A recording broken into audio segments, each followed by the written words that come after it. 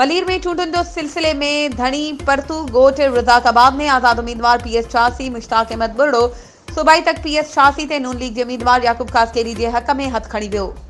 उन मौक़े ते NA 229 जे नून लीग उम्मीदवार कादिर बख्श कलमती ऐं याकूब कासकेली शायद आराईंदो धणी परतू गोठ में शानदार इस्तक़बाल करे गुलनि जी वर्खा कई वई। उन मौक़े ते कर्नल गॾजाणी जलसे में तब्दील थी वई। उन मौक़े ते अॻवाननि ख़िताब कंदे चयो त मलीर में शऊर अची चुको आहे। गुज़िरियल दौर में माण्हुनि जा बुनियादी मसइला हल न कया विया, संदन हक़ गज़ब कया विया।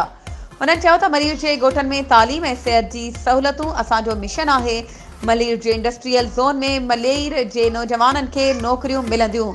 मयारी इदारनि मां स्कॉलरशिप वठंदासीं जीअं मयारी जे नौजवान ॿाहिरे में पंहिंजी तालीम जारी रखी सघनि। उन्हनि चयो त मलीर जी माफ़िया सां मुक़ाबिलो करे रहिया आहियूं। मलीर जी ज़मीनुनि खे नीलाम कंदड़नि ख़िलाफ़ एहतिसाब कंदासीं।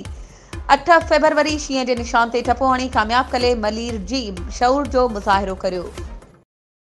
2024 जे सिलसिले में तव्हां बि पंहिंजे तक जे पसंदीदा उम्मीदवार खे कामयाब बणाइण ऐं इलेक्शन मुहिम में सपोर्ट करण लाइ CN न्यूज़ ते इश्तिहार ज़रिए पंहिंजे उम्मीदवार जी चूंड मुहिम में हिस्सो वठी सघो था।